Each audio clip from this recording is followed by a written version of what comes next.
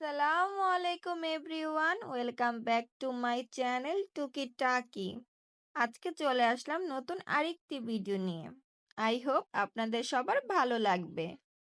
দেখুন, আমাদের ছাদ বাগানে কিন্তু অনেক বড় বড় ডাঁটা হয়েছে। ডাঁটা শাকগুলো অনেক বড় হয়ে গিয়েছে। মূলত এই ডাঁটাগুলাকে তুলতে এসেছি, কিন্তু সাইডের যে গাছের সাথে মানে টবের মধ্যে অন্যান্য গাছের সাথে যে ডাঁটাগুলা এগুলো আগে তুলে নিচ্ছি। এই ড্রামে লাউ গাছ আছে। লাউ গাছের সাথে কিন্তু আম্মু ডাঁটার বীজ ফেলেছিল, এখান থেকে ডাঁটা শাক হয়েছে। তো আমরা ডাঁটা শাকগুলো তুলে নিচ্ছি, কারণ লাউ গাছের গোড়াতে যথেষ্ট পরিমাণে আলো বাতাস লাগতে হবে। যেহেতু বড় হয়ে গিয়েছে, আমরা এগুলাকে তুলে নিচ্ছি, উঠিয়ে নিতেছি। তো এরকম ভাবে আমাদের ছাদ বাগানে যতগুলা টব আছে আমরা সবগুলা থেকে ডাঁটা শাক তুলে নিব। মজার কি বিষয় হয়েছে জানেন? ডাঁটা শাকগুলা তোলার পর আমরা দেখলাম, আমরা যেখান থেকে মেইন ডাঁটা শাক তুলবো বলে আমি ছাদে গিয়েছি ঝুড়ি নিয়ে, ওইখান থেকে ডাঁটা শাক আর তোলা হয়নি। কারণ অলরেডি আমরা অনেকগুলা ডাঁটা শাক তুলে ফেলছিলাম, যা আমাদের খেয়ে শেষ করতে হবে। তো আজকে আর ওই ডাঁটা শাকগুলা তুলি নাই, অন্যদিন আপনাদের সাথে আবারও শেয়ার করতে হবে। দেখুন, আম্মু একদম গুঁড়া থেকে তুলে ফেলেছে। ডাঁটা শাকগুলার সাইজ দেখলে আপনারা বুঝতে পারবেন মাশাআল্লাহ অনেক বড় হয়েছে। আমার আম্মু কিন্তু এইবার অনেক বেশি ডাঁটা শাক চাষ করেছে।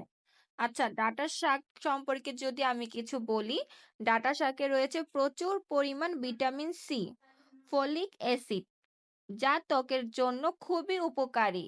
এই শাকে থাকা ভিটামিনগুলো প্রতিদিনের পুষ্টি যোগায়, ত্বক ও চুলের ক্ষয় রোধ করে, মুখের ভেতরে নরম অংশগুলোকে রক্ষা করে। এছাড়াও এই শাকে থাকা ভিটামিন এ চোখের পুষ্টি যোগায়, রাতকানা রোগ দূর করতে ভূমিকা পালন করে।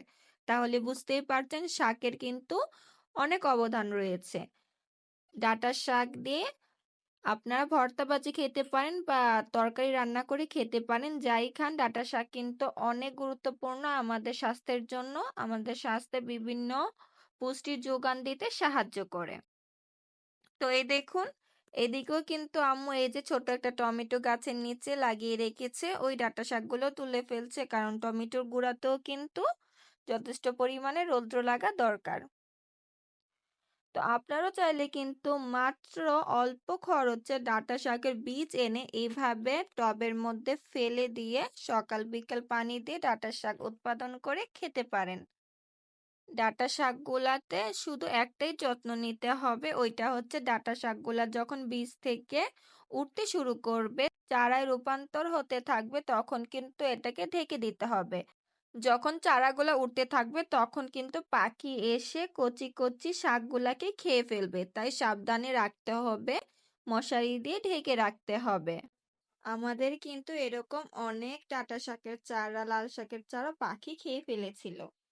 তো এই তো আমাদের সেই ডাঁটাগুলা যেগুলা আমরা মূলত তুলতে এসেছিলাম, কিন্তু এছাড়াই দেখুন মাশাআল্লাহ আমরা কতগুলা ডাঁটা শাক উঠিয়ে ফেলেছি, তাই আর ওইগুলা আজকে সম্ভব হয়নি।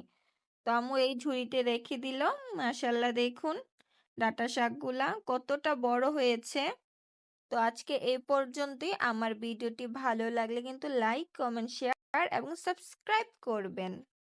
আর এই দেখুন, এই সাইডে কিন্তু আমার আম্মু বস্তার মধ্যে আমন ডাঁটা শাক চাষ করতেছে।